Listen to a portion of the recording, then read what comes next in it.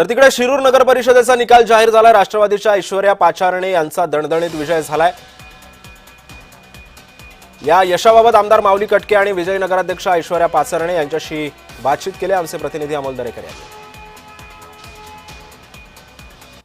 या ठिकाणी राष्ट्रवादी काँग्रेस पार्टीच्या नगराध्यक्षपदी ऐश्वर्या पाचारणे यांनी विजय प्राप्त केलेला आणि या विजयाचे शिल्पकार खरं तर शिरूर हवेलीचे आमदार माऊली कटके आपल्या सोबत आहे। आबा, पहिल्यांदा आमदार, पहिल्यांदा राष्ट्रवादी काँग्रेस पार्टी खरं तर निवडणुकीत या ठिकाणी सहभागी होते आणि पहिला विजय।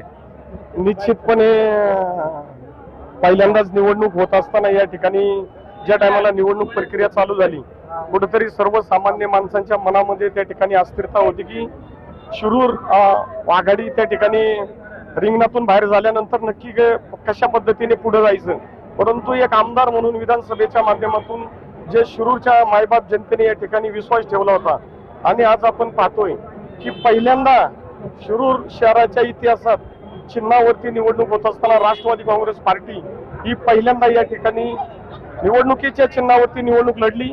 आजीदादांच्या विचाराच्या माध्यमातून आजीदादांचा विश्वास ठेवून शिरूरच्या मायबाप जनतेने जवळपास विक्रमी मताने म्हणजे 2000 मताच्या मताधिक्याने या ठिकाणी शिरूरच्या मायबाप जनतेने डेव्हलपमेंटसाठी आणि खरं तर आपल्या शिरूर शहराच्या विकासासाठी हे जे काही या ठिकाणी एवढ्या मोठ्या फरकाने विश्वास ठेवलेला आहे, मी सर्व शिरूर शहरातील सर्व शिरूरकरांचे मनापासून मी आभार व्यक्त करतो, त्यांचे धन्यवाद देतो।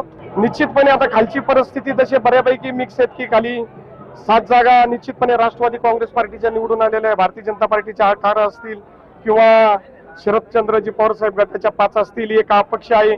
ही सगळी परिस्थिती सध्याला खालची जी आहे नगरसेवकामध्ये ती निश्चितपणे अस्थिर आहे। आमदार माऊली कटके यांच्या मार्गदर्शनाखाली या ठिकाणी नगराध्यक्ष पदाचे उमेदवार प्राप्त केले। अमोल दरेकर, महाराष्ट्र।